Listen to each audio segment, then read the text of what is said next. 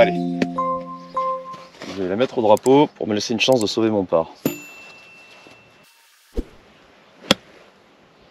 me paraît pas mal du tout. Ok, on va aller voir ça. Oh non, oh, purée. Bon, bah je suis super court en fait. Je suis 6,50 m court du drapeau. Donc pour entrer le pot, ça va être compliqué. Erreur, erreur, erreur.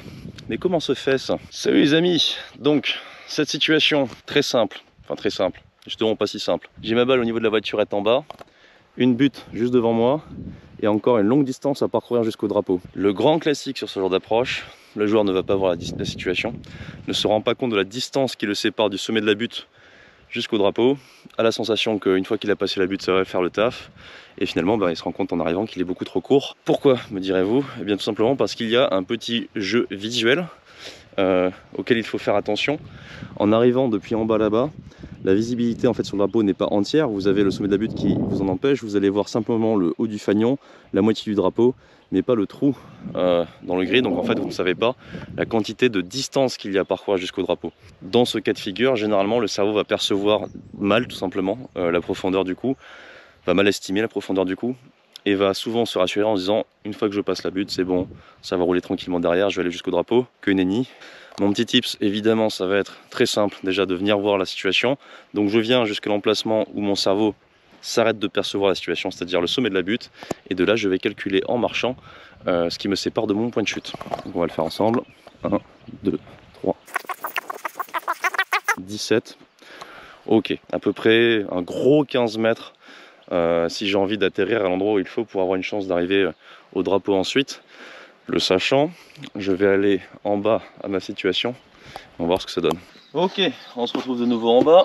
Donc maintenant que je suis allé voir la situation, je sais que j'ai à peu près 15, 16, 17 mètres à effectuer en termes de distance après le sommet de la butte. Et visuellement, en fait, ce qu'il faut comprendre dans cette situation, c'est que ma première intention visuelle ne me donne pas du coup l'information précise, et on aura tous plutôt tendance à se dire qu'une fois que c'est passé ça suffit.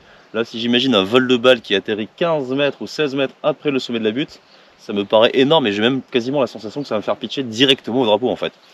Donc logiquement si je le fais bien, je vais avoir la sensation visuelle quand je vais taper la balle qu'elle va être trop longue, sauf qu'en fait elle ne le sera pas.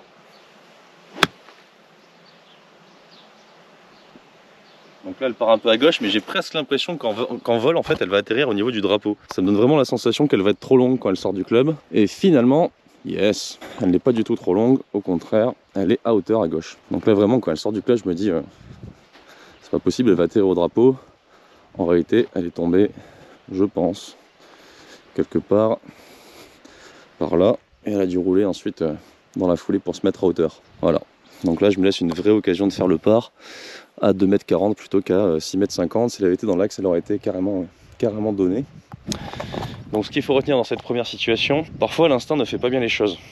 Parce que tout simplement, si vous n'avez pas l'information visuelle de la quantité de place qu'il y a après le sommet de la butte, vous ne pouvez pas deviner de l'endroit où vous allez faire, enfin, vous ne pouvez pas deviner la distance qu'il va falloir parcourir après celle-ci pour avoir votre point de chute. Donc le grand classique que je remarque chez tous les amateurs que j'ai eu en stage ces derniers temps, et même sur tous les parcours accompagnés que j'ai, et même chez moi d'ailleurs, c'est que si on ne fait pas l'effort d'aller voir en haut, la première chose qu'on va avoir comme idée, généralement elle sera fausse dans ce cas de figure. J'ai pas la profondeur, la distance qui me reste après la butte. Donc souvent le grand classique c'est le joueur va passer la butte, va arriver et finalement il va se retrouver sur l'avant-green avec 7-8 mètres de putt depuis l'avant-green en se disant qu'il avait fait une bonne approche. Donc allez voir en haut pour constater de biais l'endroit où vous allez voir votre balle atterrir.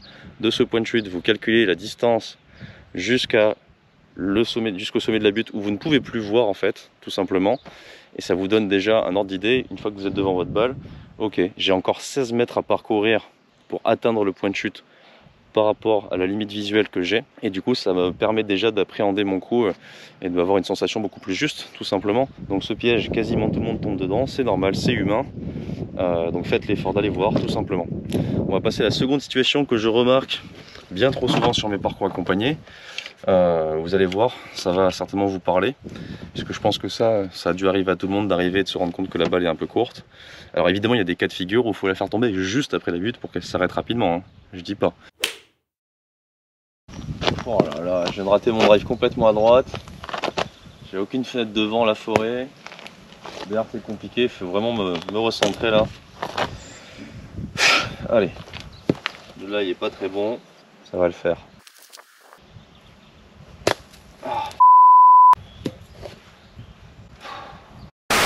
Les amis, l'heure est grave. J'ai un problème très problématique. Il me reste une seule balle dans mon sac de golf. Et en plus de ça, c'est une top flight toute pérave. J'ai seulement 20 € sur mon compte en banque. Et j'ai une compétition dans 6 jours sur un golf où il y a de l'eau partout. 20 €, une balle, de l'eau partout dans 6 jours. Comment je fais? Comment fais-je? Dites-le moi.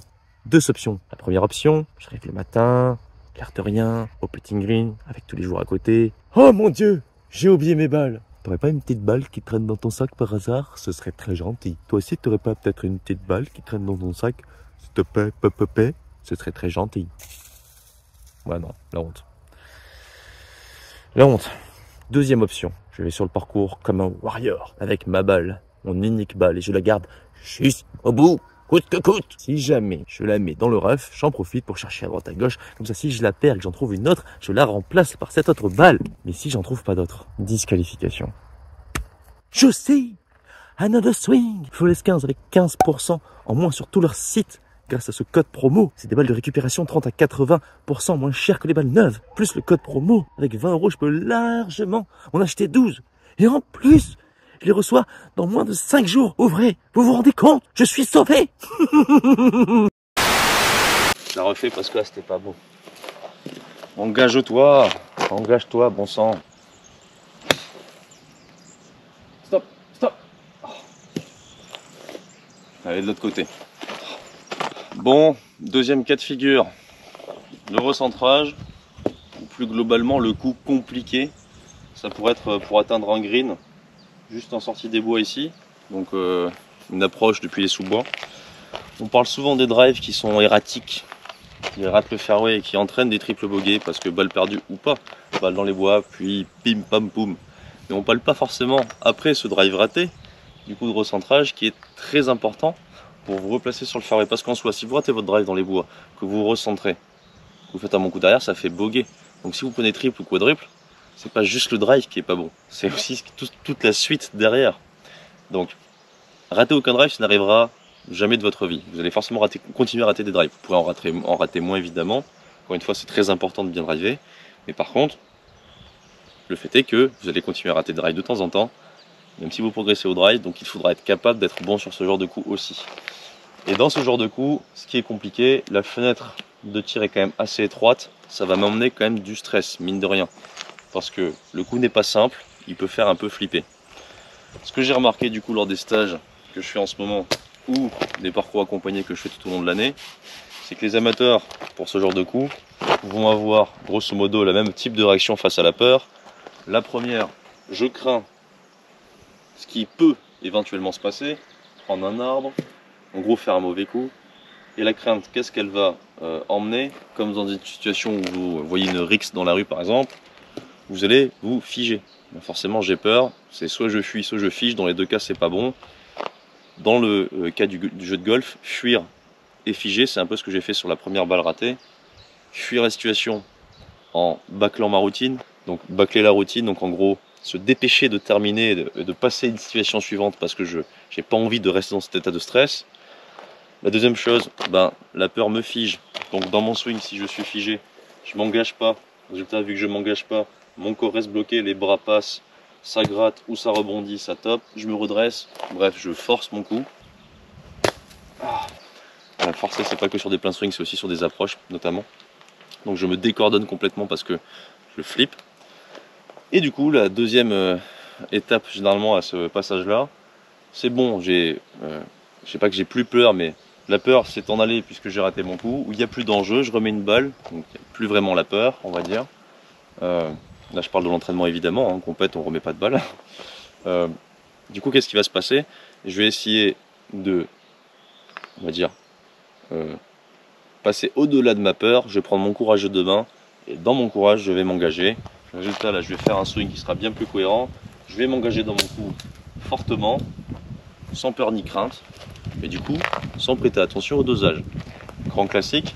Sur les recentrages, je vais prendre une ligne pour essayer d'aligner mon club et faire en sorte de faire partir la balle sur cet axe-là pour réussir à tout simplement à passer entre les arbres. Je vais faire attention à mon contact grâce à mon engagement. Je m'engage dans le coup et je vais tellement focus sur le fait de partir en ligne et de bien contacter la balle que je vais oublier la troisième dimension qui est la profondeur du coup. En l'occurrence, sur ce cas de figure là, avec mon fer 6, si j'ai envie de m'arrêter milieu de fairway et pas aller dans les bois de nouveau de l'autre côté, ce qui arrive souvent dans les recentrages, il va falloir que je prête attention aussi à l'endroit où je vais faire atterrir la balle, comme une approche.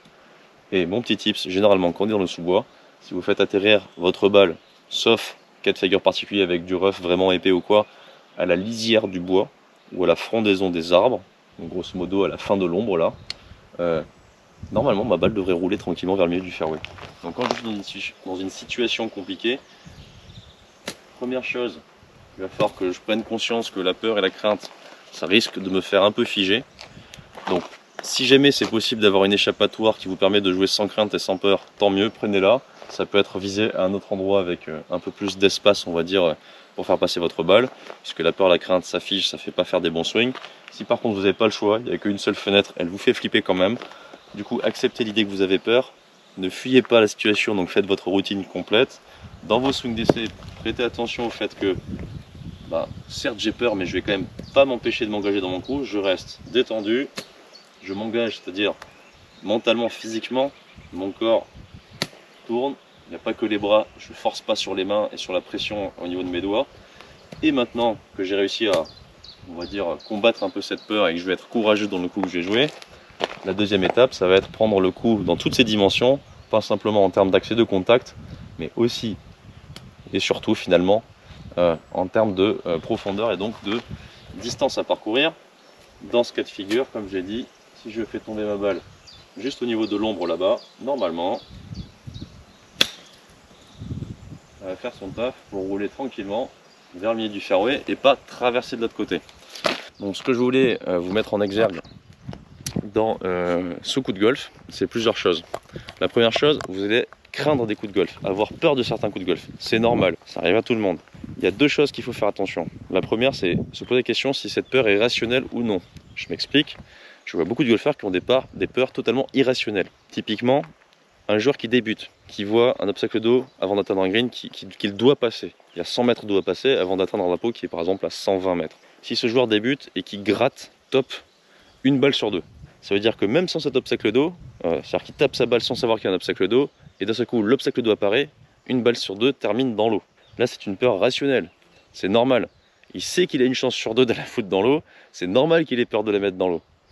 Par contre, le joueur qui tape 9 balles sur 10 qui passerait théoriquement l'obstacle d'eau sans cet obstacle d'eau, il n'y a pas de raison qu'il mette 3 ou 4 balles sur 5 dans l'eau.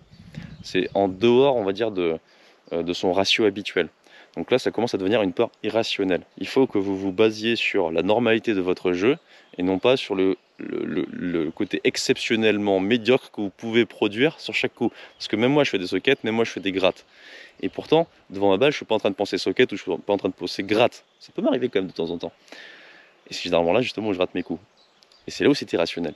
Ce qu'il faut que vous compreniez, c'est que vous devez vous baser plutôt sur le meilleur que vous puissiez produire, ou tout du moins sur la normalité, et non pas sur le pire des scénarios. Parce que si vous basez et vous croyez au pire des scénarios, il va se produire. Le grand classique d'un joueur de golf, si devant sa balle, il a peur de finir court, il va finir long. S'il a peur de finir long, il va finir court. Ça peut être sur un chip avec un bunker à passer, il a peur de finir court, il va surengager son coup, il va finir 7 ou 8 mètres derrière le drapeau. Alors qu'en fait, il aurait juste simplement dû jouer la distance qu'il y a à faire, s'il a les skills pour le faire, et il termine au drapeau. Donc ça arrive aussi aux très bons joueurs. Si moi j'ai un bunker et je sens que j'ai pas beaucoup de marge pour passer ce bunker, il m'arrive de ne pas me faire confiance totalement sur mon point de chute et d'en rajouter un petit peu. Si c'est une volonté pour se rassurer, why not? Mais si c'est je vais essayer de la faire tomber juste après le bunker, mais bon je flippe un peu quand même, donc au moment de l'impact, bam, je mets de la vitesse et je finis 7 ou 8 mètres après, non, là c'est que le cerveau fonctionne aussi en réaction par rapport à ses craintes et ses peurs, et par rapport aux pensées que vous avez dans votre tête. Si vous avez peur d'être court, vous allez être long. Si vous avez peur d'être long, vous allez être court. C'est juste ultra classique. Donc là, le cas de figure que je vous ai montré là, dans ce coup de recentrage, c'est un petit peu ça. J'ai peur, donc je me fige. Si j'ai pas d'échappatoire pour m'éviter la peur, il faut que je réfléchisse. Est-ce que cette peur est rationnelle ou non? Il n'y aurait pas les arbres. En vrai, il y aurait juste devant, et je vous demanderais de faire atterrir la balle 15 mètres devant dans un axe. Certainement que 9 fois sur 10, elle partirait dans cet axe-là. Le fait qu'il y ait des arbres, le cerveau commence à avoir une peur irrationnelle. Donc, prêtez attention à la situation, acceptez l'idée que vous êtes capable de faire ce coup. Si vous en êtes incapable et que du coup vous savez, à la limite, changez de stratégie. Mais si vous savez pertinemment que vous en êtes capable quand même, soyez rationnel. N'ayez pas peur, n'ayez pas crainte. Une fois que vous avez décidé de jouer avec courage et que vous êtes dedans, vous allez vous engager tout en étant détendu dans votre coup. Attention, il ne faut pas surengager quand on a peur. Le grand classique d'un coup de recentrage, c'est qu'en fait, si je vois pas très bien où je dois aller, etc., je vais rajouter de l'intensité pour aller par-delà cette peur en fait. Et ça, c'est un grand classique du joueur qui va se recentrer, qui va se mettre de l'autre côté, ou du joueur qui va essayer de faire un chip compliqué depuis le bord du green avec un truc à passer, etc., qui va finir 7 ou 8 mètres long, comme je vous l'ai dit juste avant.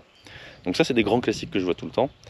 Donc le dernier level, en fait, celui qu'il faut, c'est prendre en considération tous les aspects du coup que vous avez dans toutes les dimensions, à la fois en termes de contact, de visée et de dosage, et de faire en sorte de jouer votre coup de la manière la plus confiante possible, en ayant tout pris en compte, sans fuir la situation, en vous engageant, sans surengager donc du coup et sans vous figer, et ensuite en ayant totalement conscience de toutes les dimensions du coup que vous aurez à jouer. Bon les amis, j'espère que cette vidéo vous a plu.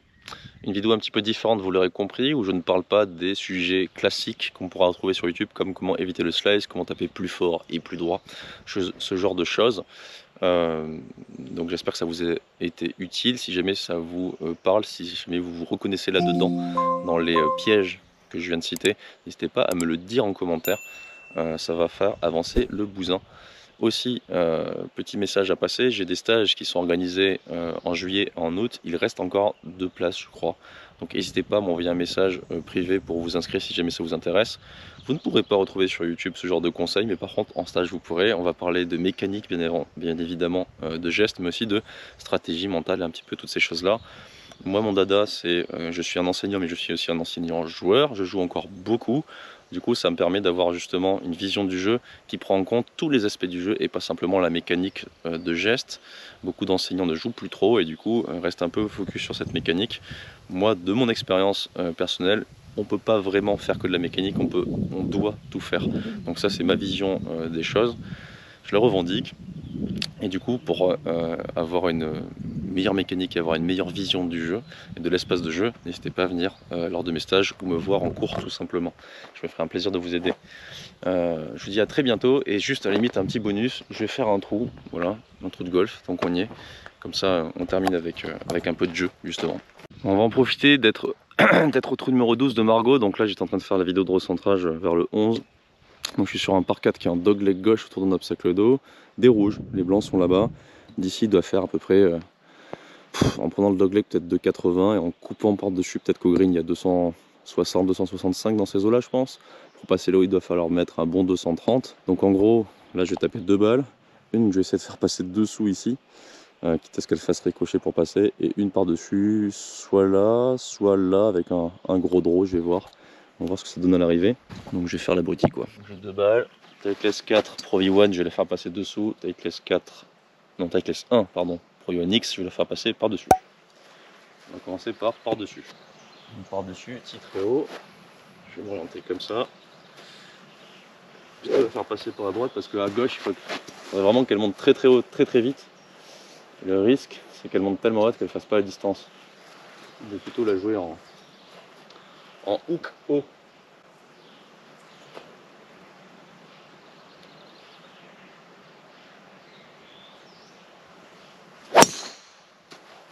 Ok, encore.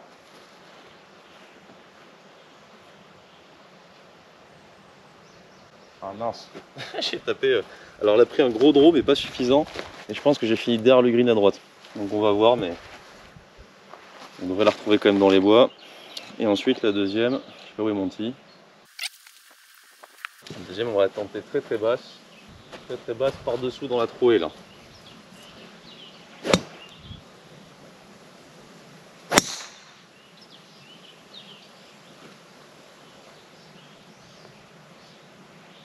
Ah, j'espérais un ricochet, il lui manque 5 mètres quoi. Ah dommage, je vais la refaire.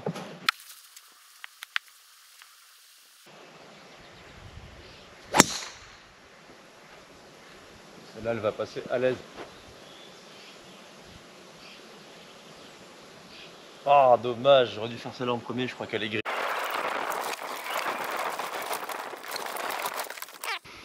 Tightless 1. Donc ça c'est celle qui est passée par-dessus. Donc en gros j'étais tout là-bas, elle est passée par-dessus, là-bas, elle a pris le draw, ça n'a pas suffi, elle a kické quelque part dans les arbres ici. Donc il manquait 7-8 mètres de draw, mais bon de toute façon quoi qu'il arrive avec le draw elle serait partie derrière. Et ma balle basse, donc la première est tombée dans l'eau, la seconde est à pitcher près du bunker là-bas, elle s'est mise en avant green. Donc pour l'instant c'est avantage sur la balle haute, hein, clairement.